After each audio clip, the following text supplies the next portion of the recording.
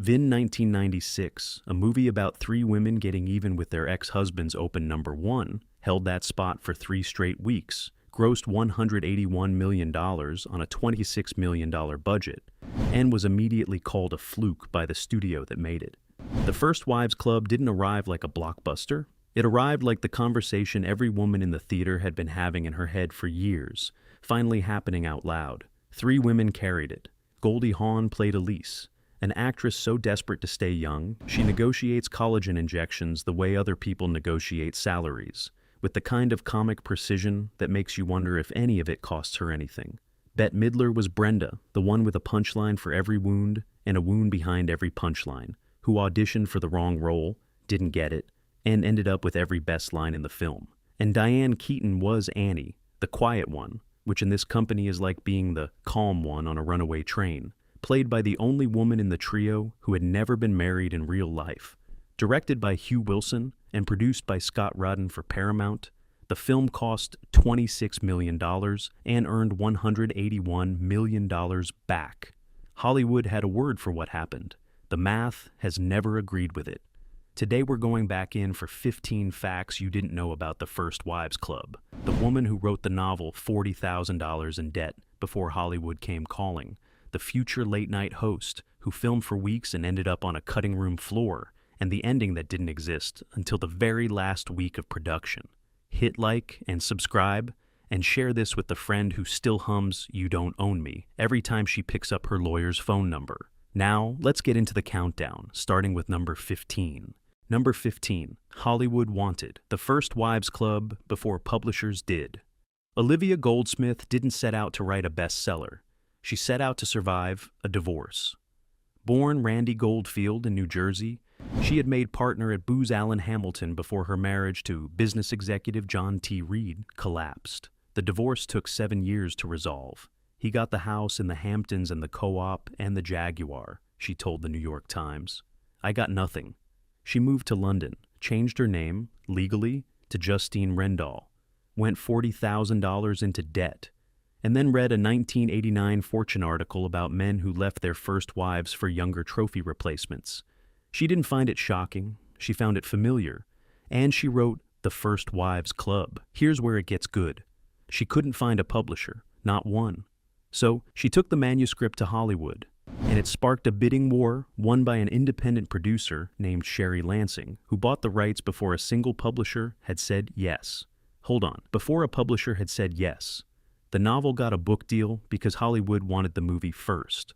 But here's the part nobody connects. Lansing didn't just buy the rights. She became CEO of Paramount the following year, the exact studio that would make the film. The woman who believed in a story about discarded women when the whole industry had passed rose to the highest position in Hollywood in time to put it on screen. Goldsmith later said, "In the Olivian universe, everybody gets what they deserve." She was talking about her characters. She was right about herself, too. Number 14, Jon Stewart, shot for weeks and vanished. Jon Stewart was in this movie. He had what Wilson later described as a pretty big part. He played Elise's younger rebound boyfriend, the man who was supposed to show that Goldie Hawn's character had finally moved on, finally won something back. He shot for weeks, and then the first cut came in at 2.5 hours. 2.5 hours for a revenge comedy about 3 women in Manhattan. The editor, John Bloom, called and said, "Cut 40 minutes and lose the entire Jon Stewart thing. Every scene, gone." The movie that was supposed to end with Elise finding something better than her cheating ex. That version ended on a cutting room floor somewhere in Burbank. Without it, Elise's ending is a single throwaway line about a new man she's seeing. One line. Stewart's name appears nowhere in the finished film. He spent the next few years doing bit parts before landing a steady gig on Comedy Central in 1999. You may have heard of it. The film that survived was better, just not the one Stewart was in. Number 13, 2 writers quit the hit nobody believed in. The First Wives Club had a writing problem. Writers kept leaving. Scott Rudin brought in Robert Harling first, the playwright who wrote Steel Magnolias, which should have been a perfect match. Harling worked on it, then left the project entirely to go write and direct the Terms of Endearment sequel, The Evening Star. That film opened in December 1996, 3 months after First Wives Club, and grossed $12 million. Harling went from the project that made $181 million to the project that made $12 million. Paul Rudnick came in to finish the rewrite. Rudnick was genuinely funny. He'd written Jeffrey in and Out, and he did the work. Then, with so little faith in the finished product, he requested his name be removed from the credits entirely. He later said the script's structure was like an undiscovered ancient language. When the credits rolled, Rudnick wasn't in them. This left Wilson directing a film he described as a conglomerate of a whole bunch of people's work, with a first cut that ran longer than Gandhi. The First Wives Club rough cut was longer than Gandhi. Wilson was convinced he'd made a disaster. His friend saw an early screening, patted him on the back, said, "Good luck with that. I'll see you later." 2 writers walked away from $181 million. The director was certain he'd made a catastrophe. The film opened at number 1. Number 12 is about what Bronson Pinchot witnessed and told the world about, on record years later. Number 12, the rage behind Brenda was real. In 2009, Bronson Pinchot sat down with the AV Club and said, on the record, about Bette Midler on the set of the First Wives Club. She was incredibly unkind to him. While he was directing, she would be rolling her eyes, pantomiming with her favorite actors, and she made it very difficult. And he was at his wit's end. He was actually a very nice man, but she was very unkind to him in that movie. Pinchot was playing the interior decorator Duarto, small role, eyes open, watching everything. Wilson has never publicly confirmed or denied any of it. What he has said is that the shoot was difficult, the script was a mess, and that he spent much of production not sure whether any of it was working. Now hold that image, Midler rolling her eyes at Wilson, pantomiming while he directs. She's playing the woman who got steamrolled. She's doing the steamrolling. It doesn't make the film worse. Midler's ferocity on screen is real. The rage behind Brenda is not theoretical. The First Wives Club was the biggest film Wilson would ever make. The set was data. Number 11. All 3 first wives were playing the wrong woman. Goldie Hawn, who played Elise, the glamorous actress whose husband left her, had been divorced twice in real life. Gus Triconis in 1976, Bill Hudson in 1982. She was, by every definition, a first wife, twice over.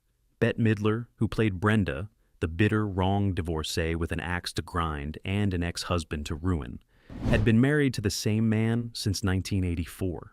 Performance artist Martin von Hazelberg. They eloped to Las Vegas 6 weeks after meeting. An Elvis impersonator married them at 2 a.m., she proposed. They've been together 40 years. And Diane Keaton, who played Annie, the one most devastated by the collapse of her marriage, the one most emotionally invested in saving it, had never walked down an aisle in her life. Not to Woody Allen, not to Al Pacino, despite years on and off, not to Warren Beatty, not to anyone. She later said, "No one has ever asked me to marry them either, so that might be a good answer." The real divorcee played the actress. The woman married 40 years played the bitter divorcee. The woman who'd never once signed a marriage certificate played the one most destroyed by losing a marriage. All 3 were playing the wrong woman. Number 10, Goldie Hawn brought her own history to Elise. Bill Hudson divorced Goldie Hawn in 1982. Their daughter Kate was 3, their son Oliver was 6.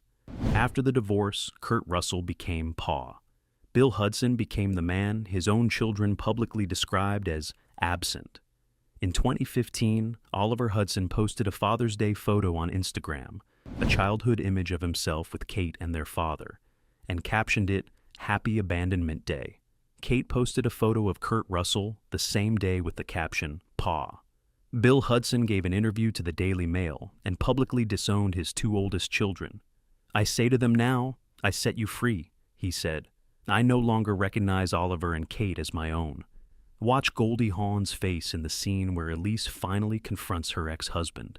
She doesn't raise her voice, doesn't cry, just looks at him. That's not technique. She knew exactly what she was playing. Number 9, the actor behind Aaron was worse than the character. Stephen Collins played Aaron Paradis, Diane Keaton's husband, the one who leaves her for his own therapist. If you watch the film now, knowing what you know, every scene where he smiles at Keaton lands differently. You have a piece of information the character doesn't. Collins was well cast for surface reasons. He was handsome, plausible. He had the look of a man you'd trust. In October 2014, TMZ published an audio recording from a marriage therapy session Collins had attended in 2012 with his then-wife Faye Grant. Grant had secretly made the recording. In it, Collins described harmful behavior involving 3 girls spanning from 1973 to 1994. He later confirmed what was on the tape in a statement to People. 40 years ago, I did something terribly wrong that I deeply regret, he wrote. He was dropped from a recurring role on Scandal, a show literally named after what ended him, and fired from the about-to-shoot film, Ted 2, within days.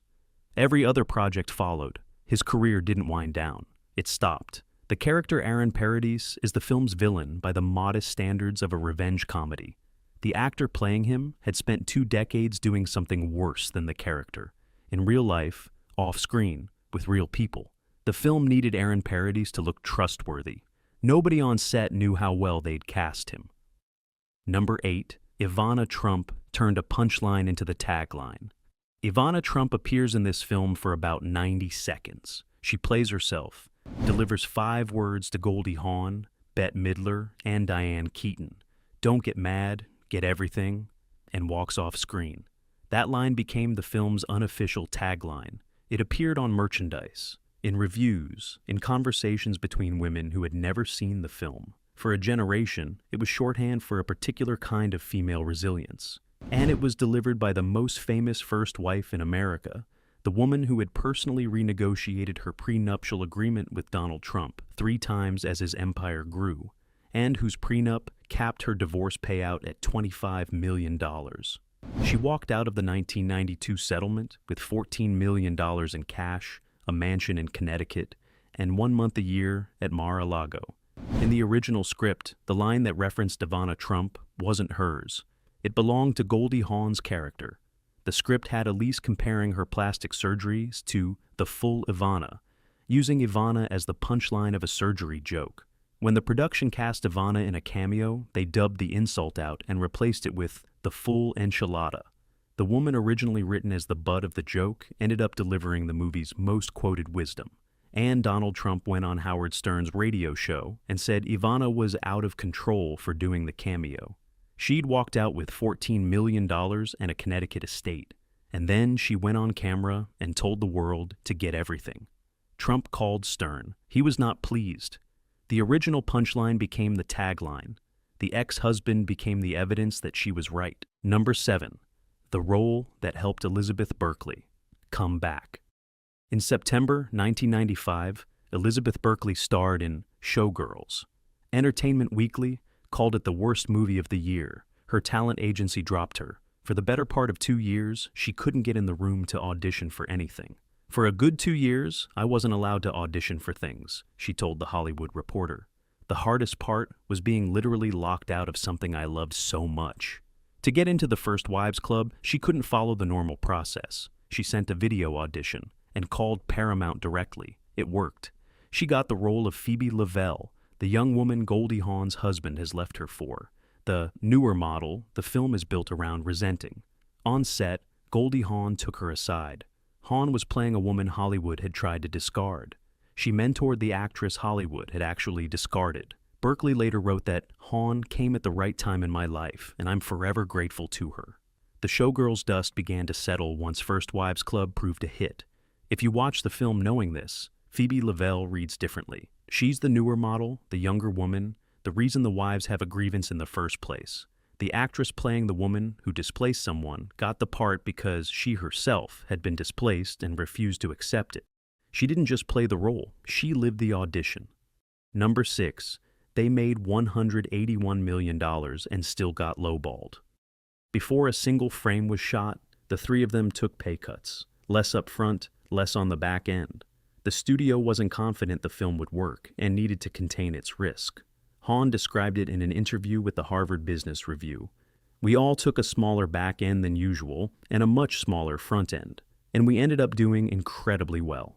The film cost $26 million. It grossed $181 million. 7-1. The studio needed a minute to figure out what that meant. Hold that in mind.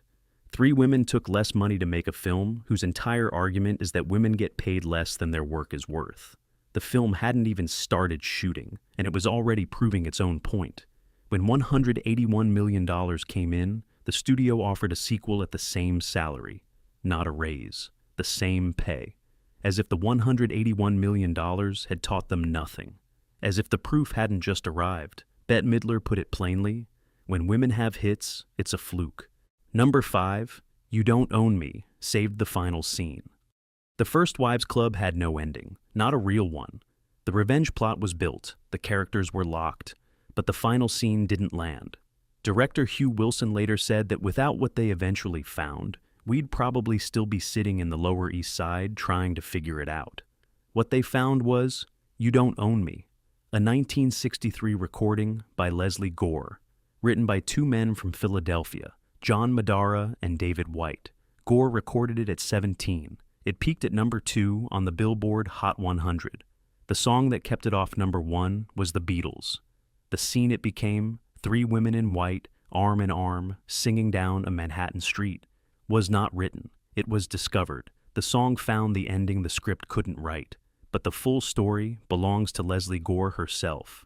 Gore spent the height of her career, the 1960s, You Don't Own Me, on every radio, living privately as a lesbian. She came out publicly in 2005, hosting a PBS series on LGBTQ issues. By then, she'd been with her partner, jewelry designer Lois Sasson, for more than 30 years. They were still together when Gore passed away from lung cancer in February 2015. The woman who, at 17, recorded the words, You Don't Own Me, Don't Try to Change Me in Any Way, and performed them for 4 decades, and watched 3 women sing them down a Manhattan street, spent most of those decades unable to say them out loud about her own life. She knew exactly what those words meant, the whole time. When she finally said so, the song meant something it hadn't meant before. Number 4, the sequel that proved the movie's point. After The First Wives Club turned a 7-to-1 profit, at $181 million on a $26 million budget, Paramount reached out about a sequel. All 3 stars wanted to do it. Diane Keaton told the Chicago Sun-Times in 2003, I tried to get this movie off the ground. I tried like hell. A script was eventually written. It had a title, Avon Ladies of the Amazon. The studio's offer, same salary as before, not a raise. Not the multiplier male stars get when they come back for a sequel, the same number, as if the $181 million was unrelated to the 3 women who had made it. Goldie Hawn described the conversation in an interview with AARP magazine. I got a call from the head of the studio who said, let's try to make it work, but I think we should all do it for the same amount of money. Now, if there were 3 men that came back to do a sequel, they would have paid them 3 times their salary at least. The sequel never got made. The script went nowhere. By 2016, Hawn said the script wasn't working. By 2025, Diane Keaton was gone. And then there is the woman who wrote the whole thing. Number 3 is the fact that reframes everything that came before it. Number 3, the plastic surgery joke became a tragedy. On January 7, 2004, Olivia Goldsmith checked into the Manhattan Eye, Ear and Throat Hospital in New York for a chin tuck. She was 55 years old. As she went under anesthesia, something went wrong. She never regained consciousness. On January 15, 2004, she died. The woman who created a film character, whose plastic surgeon says, Elise, if I give you one more facelift, you're going to be able to blink your lips, who built an entire character around the pressure on aging women to reconstruct themselves, died from a procedure to reconstruct herself. She was younger than the characters she'd written. Goldsmith had said, in the Olivian universe, everybody gets what they deserve. She meant the faithless husbands and their trophy replacements. She meant the first wives, eventually, getting theirs back. She did not mean herself. She is survived by her mother and 2 sisters. Her final 2 novels were published after she was gone. Number 2, the film about turning 50 was happening for real. Goldie Hawn was born November 21st, 1945. Bette Midler was born December 1st, 1945. Diane Keaton was born January 5th, 1946. They were born within 45 days of each other, and all 3 turned 50 during the production of The First Wives Club. They celebrated each other's birthdays on set. They turned 50 on a set about turning 50. Every milestone the film was built around, they hit it while making the film. Midler described those months on Watch What Happens Live. "I think that was the most fun I ever had. Those two girls, I was on the floor every single day. I was crying with laughter." Hawn called it a roller coaster of love. Keaton kept showing up and doing the work. The studio had been nervous about the film before a frame was shot. Not sure the subject matter had commercial reach. Not sure whether this particular audience even existed. They found out in September. Diane Keaton died in October 2025. Goldie Hawn wrote on Instagram, "We aren't ready to lose you. You've left us with a trail of fairy dust." Kate Hudson, Goldie's daughter, posted the final scene of the First Wives Club to her own Instagram. 3 women in white singing, captioned simply, "We love you so much, Diane." Number 1. The hit Hollywood refused to understand. On September 20th, 1996, the First Wives Club opened at number 1 with $18.9 million. The number 2 film that weekend was Last Man Standing, Bruce Willis, with $7 million. It wasn't close. The First Wives Club held number 1 for 3 consecutive weeks. The Los Angeles Times ran a headline, "First Wives are really enjoying the last laugh." Industry sources told the paper the film had clicked with an untargeted group of ticket buyers. Untargeted, women in their 30s, 40s, and 50s. A demographic Hollywood had been writing off for a decade. When they showed up in enormous numbers, it registered as a surprise rather than a correction. The studio called it a fluke, offered a sequel at the same salary, let it go without explanation. Bette Midler joked for years about 3 lion old bags beating Michael Douglas. Nobody in a position of power at Paramount appeared to find the math interesting enough to act on. The film cost $26 million. It earned $181 million. That is, hold on, a 7-to-1 return in 1996 dollars. Adjusted for inflation, $181 million in 1996 is $373 million in 2025. This year, Ballerina, the John Wick spin-off, established franchise, major star, grossed $137 million. Disney's Snow White, with all the IP and marketing that implies, grossed $206 million. Both had significantly larger budgets than the First Wives Club. The fluke, in real dollars, outperforms what Hollywood greenlit at full price 30 years later. Nobody made the sequel. Keaton tried like hell. Hawn named the pay inequity publicly. Midler called it a fluke to anyone who would listen, and meant it as an accusation, not a description. The studio's last word was silence. The math's last word is still accumulating, and there you have it. 15 facts about the First Wives Club. Olivia Goldsmith died 8 years before she could see what she'd started. A woman, $40,000 in debt, wrote a novel no publisher wanted, and Hollywood came to her. Jon Stewart spent weeks on a film nobody will ever see. The 3 women at the center were each living the wrong character's life. Ivana Trump was the surgery joke and ended up the moral of the story. Leslie Gore sang, "You don't own me," for 40 years before she could say it out loud about herself. The studio called $181 million a fluke and proved the film's entire argument in the process. Goldsmith had one line, "In the Olivian universe, everybody gets what they deserve." She meant her characters. The universe had other plans. So, which fact hit you hardest? Let us know in the comments. And tell us which film we should cover next. Like and subscribe if you haven't already, so you don't miss the next one. Until next time.